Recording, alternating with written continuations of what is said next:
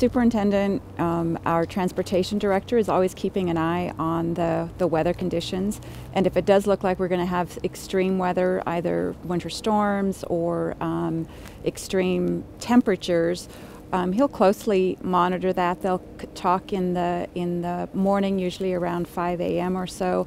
Often our transportation director, if there's concern about the roads, will even drive some of our roads, get a sense of, would it be safe for our buses and those kinds of things. And if the decision is made that it is just too cold, or if the conditions are just too extreme, then the superintendent will make the decision to close school. And he usually tries to make that decision by 6 or 6:30 in the morning, so families have got plenty of time to prepare for that.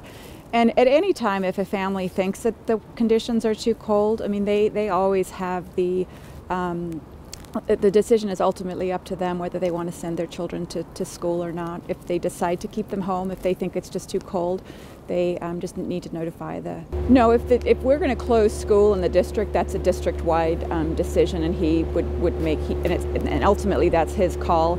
He makes that decision, and it would impact all of our schools.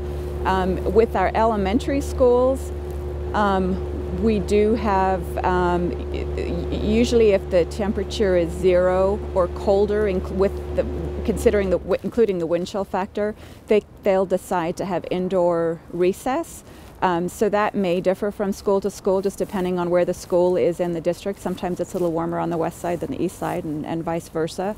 But if it's a school closure, that's district-wide. You know, it really depends on the year. There isn't really a distinction between a cold day and a snow day. It's just a matter of whether the conditions are just too extreme to hold school. And we don't have a set number of snow days or cold days per year.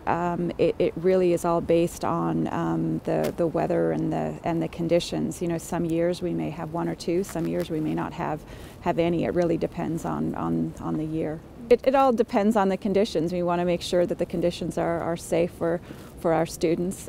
So it's something we carefully consider.